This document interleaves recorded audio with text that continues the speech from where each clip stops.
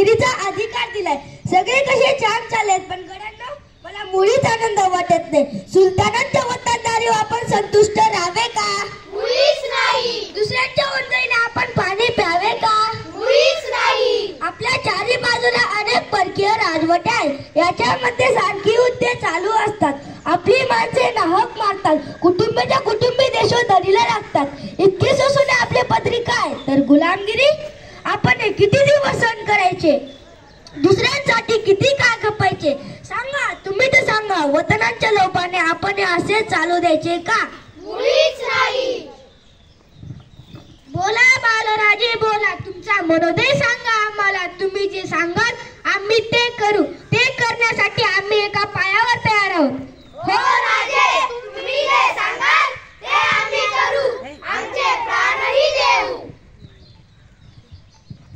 गड्यांनो, आपला मार्ग ठरला. आपल्या ध्येयासाठी सर्वांनी खपायचे, सर्वांनी लढायचे, सर्वांनी प्राण अर्पण करायलाही तयार व्हायचे. आपले ध्येय म्हणजे हिंदवी स्वराज्य. तुमचे माझे साऱ्यांचे स्वतंत्र राज्य स्थापन करायचे. उठा, या रैलशोळीवर साक्ष ठेवून आपण प्रतिज्ञा करू. स्वराज्य स्वराज्य स्थापनेसाठी आम्ही आमचे सर्वस्व वाहणार.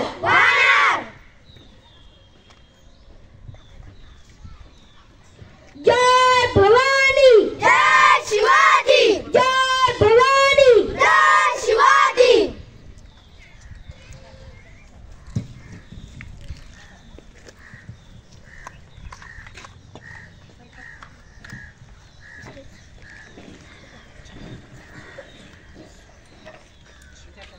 मासाहेब, आम्ही रायरेश्वराच्या मंदिरात आपल्या सवंगड्यांसोबत आम्ही स्वराज्य स्थापनेची प्रतिज्ञा केली. त्यासाठी आम्हाला तुमचा आशीर्वाद हवा आहे.